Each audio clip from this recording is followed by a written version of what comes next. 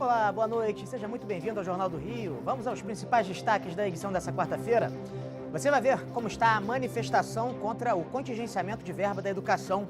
Professores e alunos protestam nesse momento no centro do Rio. A gente vai falar também sobre o acidente na Companhia Siderúrgica Nacional, a CSN, que uma explosão hoje pela manhã deixou 30 pessoas feridas. E uma família que foi feita refém. Um tenente-coronel do Exército manteve a mulher e os filhos reféns dentro do apartamento em que moram, em Cascadura, na Zona Norte. Isso foi por quase 14 horas. E tem ainda o nosso quadro Pensando em Cinema e muito mais. O Jornal do Rio volta em 30 segundos. Fique ligado com a gente.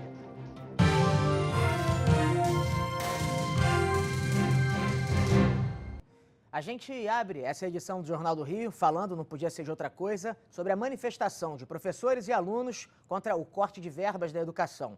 Nesse momento, olha só, a imagem de câmeras da 7 Rio. Os manifestantes ocupam as 4 faixas ali da Avenida Presidente Vargas, na altura da Rua dos Andradas. Esse prédio mais alto aí do lado esquerdo do seu vídeo é o prédio do Detran. A gente consegue ver que o trânsito está completamente interrompido na região, manifestantes caminhando nesse momento em direção à Central do Brasil. E o César Cavalcante, nosso repórter César Cavalcante, está acompanhando a manifestação desde cedo e mostra pra gente agora na reportagem. As universidades federais estiveram vazias durante todo o dia. Na Unirio, os ônibus que fazem o transporte dos alunos não saíram do estacionamento. Os estudantes foram para as ruas. Entidades ligadas a sindicatos, movimentos sociais e estudantis e partidos políticos fizeram a convocação para os atos. Pela manhã, houve manifestação no terminal rodoviário de Niterói, principalmente por alunos da UF, uma das primeiras universidades a terem um contingenciamento anunciado. No início da tarde, alunos se concentraram em frente ao Instituto de Filosofia e Ciências Sociais da UFRJ. Outro grupo partiu da Cinelândia. A nossa luta unificou! Os estudantes se concentraram na Candelária. Os atos são contra medidas do governo federal, como a tentativa de reforma da Previdência, mas principalmente contra o corte de verbas do MEC para as universidades federais. O que nos motiva nesse momento estar aqui é ver que a nossa luta foi tão difícil conseguir entrar numa universidade pública e agora tudo pode vir à ruína. A gente precisa mostrar que a nossa luta é muito maior do que o desgaste que o governo está nos dando. O congelamento das verbas discricionárias, que dizem respeito a contas de luz, água, telefone e despesas com terceirizados, é na ordem de 30%. O MEC informou que esse tipo de verba corresponde a cerca de 15% do orçamento total das universidades e que, por isso, o contingenciamento significa 3,4% dos recursos destinados às instituições. A justificativa é que há necessidade de se adequar à Lei de Responsabilidade Fiscal. Segundo o MEC, o bloqueio pode ser revisto se as contas do governo melhorarem. A Universidade Federal do Rio de Janeiro informou, no entanto, que o bloqueio de verbas chegou a 41% dos recursos destinados à manutenção da instituição. Já a Universidade Federal Fluminense alegou que teve bloqueio de 38,2% para pagamento das despesas. Na semana passada, a UFRJ também identificou o corte de 65 bolsas de pós-graduação pelo Ministério da Educação. É uma manifestação que acontece em várias cidades brasileiras. A gente conseguiu ver ali pela imagem da 7 Rio que aqui no Rio de Janeiro teve uma grande adesão. Então, por isso, a gente chama agora o repórter César Cavalcante, o César, que acompanha essa manifestação de perto e traz pra gente mais informações. César, como é que tá o clima por aí? Boa noite para você. Oi, Fernando. Boa noite a você, boa noite a todos. Os manifestantes contrários aos bloqueios nas verbas do MEC se concentram agora um pouco à frente da Avenida Rio Branco, que é de onde a gente fala aqui ao vivo. Lá na frente, o público já passa lá do prédio do Detran, está 500 metros à frente, mas eles vão andar um pouquinho mais, vão em direção ainda ao prédio da Central do Brasil, né? A Central do Brasil, portanto. Os manifestantes estão empunhando, portanto, bandeiras, também já soltaram rojões, sinalizadores, mas a manifestação segue pacífica. Eles caminharam até pouco tempo atrás um pouco mais lentos, agora estão indo rapidamente. A gente acompanha também que a Polícia Militar, com a tropa de choque, faz todo o apoio aqui atrás dessa manifestação. Segundo entidades sindicais, são cerca de 100 mil pessoas que participam desse ato aqui no Rio de Janeiro. A Polícia Militar, no entanto, ainda não informou o número de participantes desse ato, que começou bem cedo. A gente mostrou na reportagem, veio chuva, mas os manifestantes continuaram e se unificaram aqui na Avenida Presidente Vargas, bloqueando todas as faixas. Fernando. certo, César. Obrigado pelas informações. Quando a gente vê assim a Polícia Militar com os capacetes na mão é porque o clima está tranquilo mesmo, pacífico, e assim é que tem que continuar, né? Claro. E o Tribunal Regional Federal começou a julgar hoje o recurso de 21 réus acusados de formarem a chamada máfia dos caça-níqueis. Esses réus que foram presos lá na Operação Furacão no ano de 2007. Os primeiros a se manifestar foram os advogados dos réus, que criticaram os métodos utilizados na investigação da Polícia Federal. O que tem aqui é uma mentira botando a roupa na justiça. Em seguida, foi a vez do representante do Ministério Público Federal subir à tribuna. A audiência, que não exigia a presença dos réus, aconteceu na primeira turma especializada do Tribunal Federal da 2ª Região, presidida pelo desembargador Abel Gomes, o mesmo colegiado que revisa as decisões dos processos da Lava Jato no Rio. 25 pessoas foram presas em abril de 2007, acusadas de explorar jogos de azar no estado. Foram apreendidos 10 milhões de reais, relógios, joias e carros de luxo.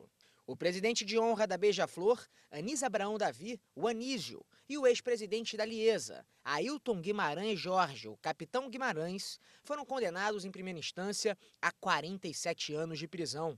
Outros 21 réus, contraventores, empresários, advogados, delegados e agentes de polícias, pegaram penas que, somadas, chegam a 436 anos de prisão, mas foram beneficiados pela morosidade da justiça.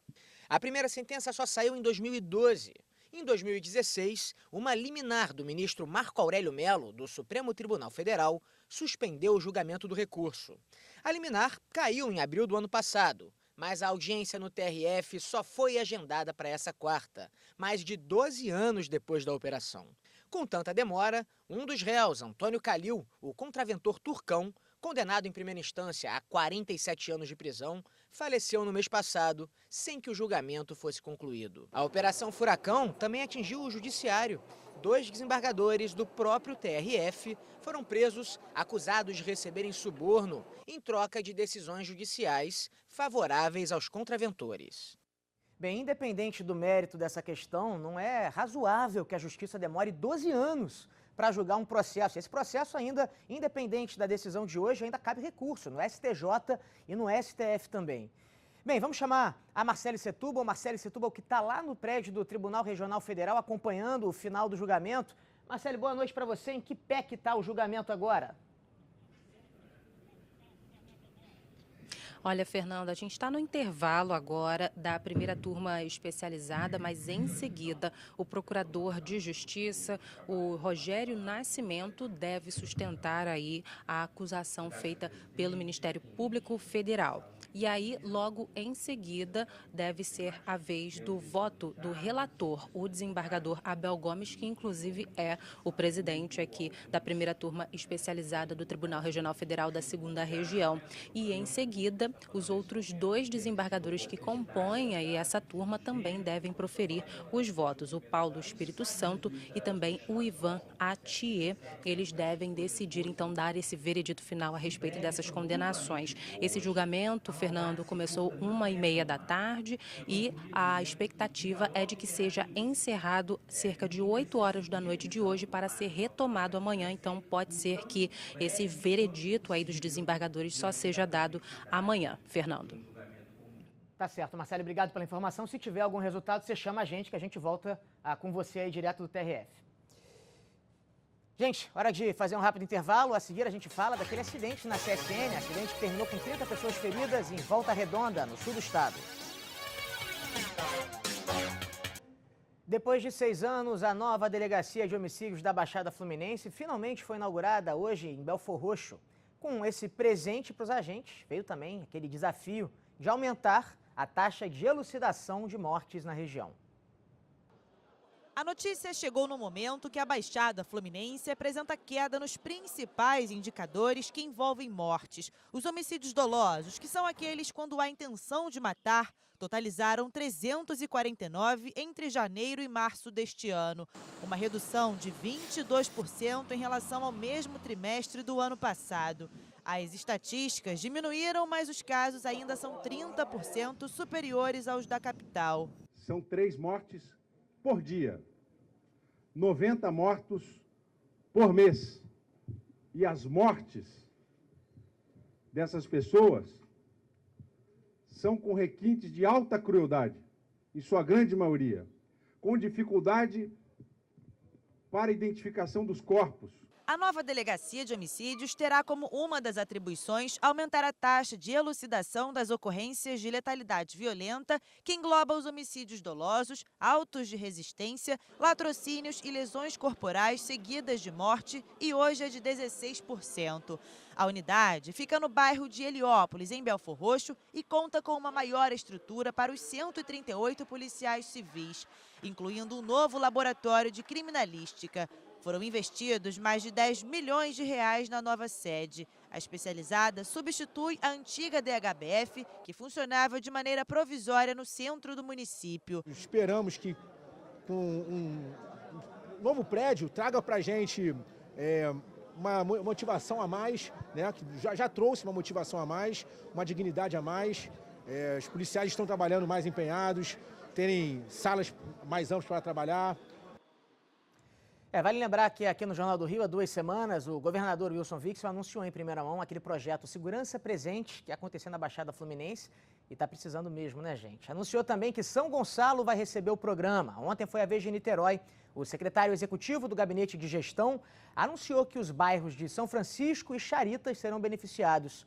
O encontro reuniu cerca de 100 moradores dos 2 bairros e lembrando que Caraí, Santa Rosa, o Centro e o Fonseca já são contemplados pelo programa. E um tenente-coronel do Exército manteve a mulher e os 2 filhos reféns dentro do apartamento da família. Foi em Cascadura, na zona norte do Rio, esse caso. Eles ficaram reféns lá por quase 14 horas. Vizinhos contam que as brigas entre esse casal eram bem frequentes. A movimentação da polícia na rua Cerqueira Daltro, em Cascadura, na zona norte do Rio, foi intensa. Neste apartamento, a professora Luciana Arminda, de 44 anos, era mantida refém pelo marido, o tenente-coronel do Exército André Luiz, que estava armado. No imóvel também estavam os 2 filhos gêmeos do casal de 11 anos. Segundo vizinhos, por volta das 8 horas da noite desta terça-feira, Luciana gritava por socorro, enquanto era agredida pelo marido. Aí chamaram a polícia e foi chegando um, outro, e viu que o negócio era mais sério. Homens do BOPE e atiradores de elite também foram acionados. Enquanto uma psicóloga ajudava a polícia na negociação, familiares de Luciana aguardavam por notícias. Por volta das 9 horas da manhã, a energia do imóvel foi cortada e a via interditada para facilitar o trabalho da polícia. É alguém que demonstrou um descontrole diante de um problema familiar. Todos os protocolos estão sendo seguidos para que tenha um desfecho favorável. Após quase 14 horas de negociação, o tenente-coronel decidiu se entregar à polícia. A mulher e os filhos saíram sem ferimentos. No final, ele pôs a arma ao solo e se entregou. O time tático do BOPE é composto por psicólogo, negociador, o próprio time tático, uma série de profissionais para identificar o perfil daquele tomador e combinar sempre na melhor solução, que foi essa que os senhores viram hoje. Quem acompanhou o trabalho da polícia comemorou o desfecho do caso. A mulher e os filhos do casal foram atendidos por médicos e psicólogos. André Luiz foi preso e encaminhado para a delegacia da região. Segundo o Comando Militar do Leste, ele ficará preso no Hospital do Exército à disposição da Justiça. Só Deus sabe o que podia acontecer com essa mulher, com essa família, se não fosse essa atitude dos vizinhos, né, de ligar para a polícia. Por isso que a gente sempre bate nessa tecla aqui no jornalismo da Band. A Thaís Dias, outro dia, falou isso aqui também no Jornal do Rio, né? Em briga de marido e mulher se mete a colher sim, gente. Se você tiver alguma suspeita de que uma mulher esteja sendo agredida pelo seu companheiro, ligue para o 180. Esse é o central de atendimento para mulheres em situação de risco. Se você não conseguir, por algum motivo, falar com esse telefone, pode ligar direto para a polícia também no telefone 190. E a polícia investiga a morte do professor de jiu-jitsu, um professor de jiu-jitsu que foi atingido por um tiro na cabeça no Complexo do Alemão ontem. O corpo do Jean foi enterrado no fim da tarde de hoje no cemitério de Inhaúma. Familiares de Jean Rodrigo da Silva estiveram no Instituto Médico Legal no início da manhã para fazer o reconhecimento do corpo do professor de jiu-jitsu. Ele foi morto com um tiro na cabeça quando chegava para trabalhar numa academia no Complexo do Alemão, na zona norte do Rio. Meu irmão era muito querido, toda a população está revoltada. Espero que essa morte não fique impune, que isso não vire uma estatística. A família diz que não havia operação policial na comunidade quando Jean foi baleado e morto. O professor estava acompanhado do filho mais velho, de 17 anos, que presenciou toda a cena. A Polícia Militar e a Delegacia de Homicídios investigam o caso. Quando a polícia dele vai acabar, parar de matar o meu filho, os filhos da gente, e vai prender bandido? Quando que a polícia dele vai parar de matar os trabalhadores, pai de família? Meu filho era pai de 4 filhos. Quem vai sustentar? Hoje, o governador Wilson Witzel afirmou que a morte do professor será investigada com rigor e desmentiu a versão dos moradores de que a polícia chegou ao local atirando. A morte do Jean não vai ficar impune e é aquilo que eu acabei de falar aqui.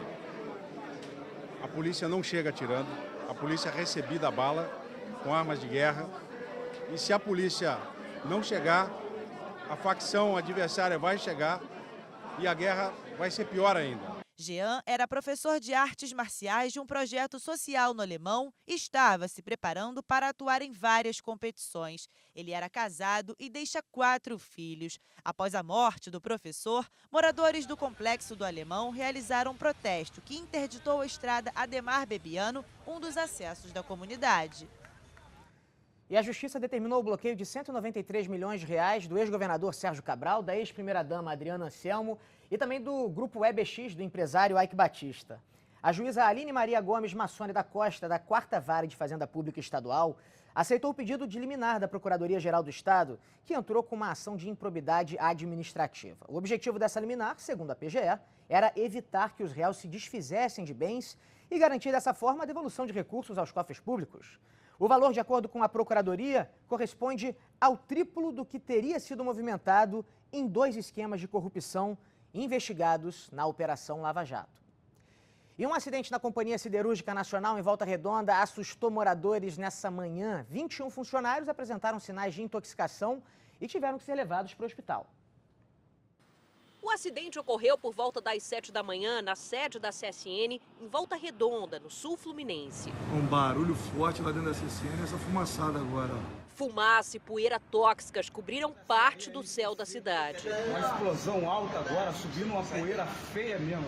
Segundo a CSN, o acidente ocorreu no setor de produção de aço. No momento em que um dos trabalhadores colocava os resíduos da produção em um pote de descarte, houve uma reação química que provocou um deslocamento de ar muito forte, como se fosse uma explosão. 30 funcionários estavam no setor. Eles inalaram fumaça e poeira tóxica. 21 passaram mal e foram levados para o hospital. Eles tiveram tontura, dor de cabeça e vômito. Receberam alta no fim do dia, mas seguem em observação. Em nota, a CSN afirmou que provavelmente o acidente foi provocado por pontos de umidade no pote de descarte e o contato com o resíduo teria gerado a reação química e o deslocamento de ar. Para o presidente do Sindicato dos Metalúrgicos do município, por sorte, o acidente não teve consequências mais graves. Poderia estar todo mundo morto. Porque quando solta a reação química, ela pode vir muito forte. Ela pode vir respingando quente em todo mundo. Este foi o 5º acidente nos últimos 12 meses na CSN. Segundo o sindicato, em agosto do ano passado, houve um problema semelhante, também sem feridos graves. De acordo com a empresa, nenhum equipamento relevante foi afetado e a produção já foi retomada. No fim do dia, representantes da companhia se reuniram com o presidente do Sindicato dos Trabalhadores para estabelecer procedimentos de segurança que previnam novos acidentes como esse. Bem, vamos fazer um rápido intervalo agora. A seguir, a gente volta a falar sobre aquela manifestação de alunos e professores contra o corte de verba na educação. Centro da cidade, olha só como é que está a situação. Tudo parado. Motorista que puder deve evitar a região. Essa daí é a Rua Camerino, na altura da Marechal Floriano. Desde que a gente plugou essa câmera aí 4 minutos atrás, gente, sinal abre, sinal fecha e ninguém anda. O Jornal do Rio volta já já. Hora do nosso quadro Pensando em Cinema com o colunista Mário Abad. Olá, amigo cinéfilo, tudo bem? Estreia no circuito John Wick 3 Parabellum. Nesse 3º capítulo, depois de matar um membro do Sindicato de Assassinos Internacionais da High Table, John Wick é excomungado e sua cabeça passa a valer 14 milhões de dólares. Um exército de matadores quer esse dinheiro. O filme começa onde terminou o anterior e o diretor Chad Stahelski domina com perfeição o ritmo da história, sabendo juntar as sensacionais cenas de ação com humor. John Wick 3 não tenta mostrar ação realista. A intenção aqui é ser divertido e até engraçado. O filme mistura os desenhos animados do Papaléguas e os clássicos filmes mudos do cinema. Da mesma forma que Buster Keaton atuava dependendo do movimento do corpo, Keanu Reeves faz o mesmo no papel de John Wick. O filme pode ser acusado de ser só mais um longa de ação, com sequências eletrizantes. Sim, é isso, mas é tudo feito de maneira artística.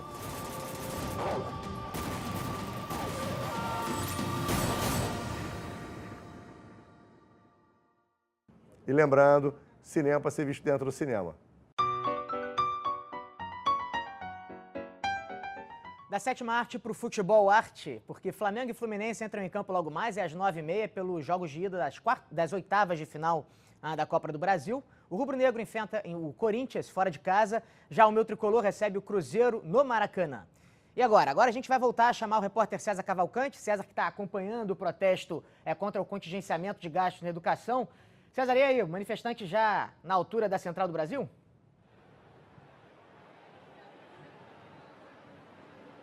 Oi, Fernando. Pois é, os manifestantes já chegaram-se mais à frente, na altura da Central do Brasil, e eles estão agora se concentrando também, o final dessa manifestação, na altura da Avenida Passos, que segue bloqueada. A gente vê que os manifestantes, eles andam agora com uma velocidade um pouco maior. Há pessoas que estão indo embora, né? Há também já uma dispersão de manifestantes, e eles continuam na caminhada em direção à Central do Brasil.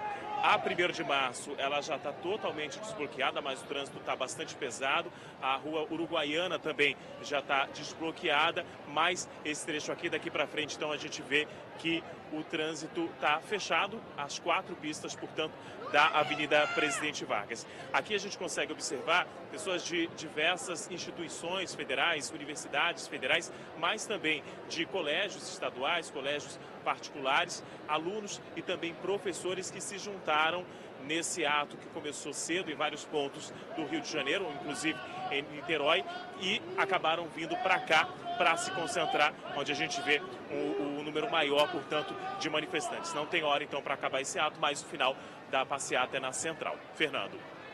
Tá certo, César. Obrigado aí pelas suas informações e bom trabalho para você, meu amigo. E não é de hoje, gente, que moradores da Gávea, na zona sul do Rio, sofrem com a falta de gestão e de cuidados com a rede de esgoto. O esgoto corre a céu aberto. Pelo menos 4 bueiros entupidos que criaram uma cascata de detritos por 2 ruas da Gávea, na zona sul do Rio, entre elas a principal do bairro, a Marquês de São Vicente.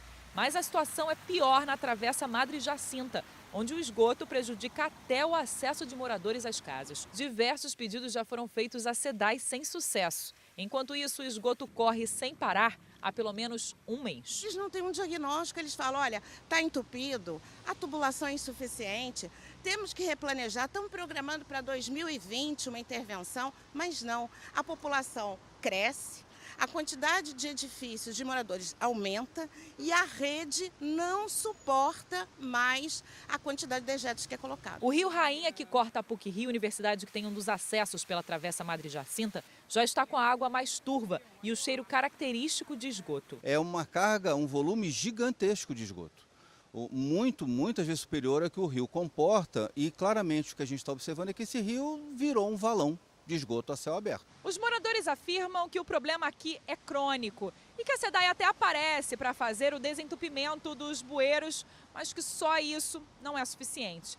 Para eles, a única coisa que resolveria o problema seria uma obra estrutural de toda a rede de esgoto. Essa tubulação, essa rede aqui já deve ter, sei lá, 50 anos, né?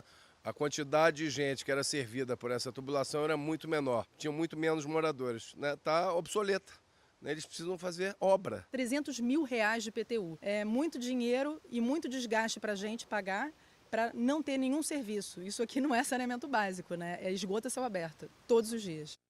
Bem, em nota, a SEDAI disse que o problema só pode ser resolvido com a retirada de uma árvore que para isso acionou a Conlurb. Já a Conlurb esteve lá e disse que, na verdade, a árvore não afeta os bueiros com vazamento. A gente voltou a questionar a SEDAI e está aguardando uma resposta. Bem, é com esse jogo de empurra que a gente encerra o Jornal do Rio de hoje. Tchau, tchau.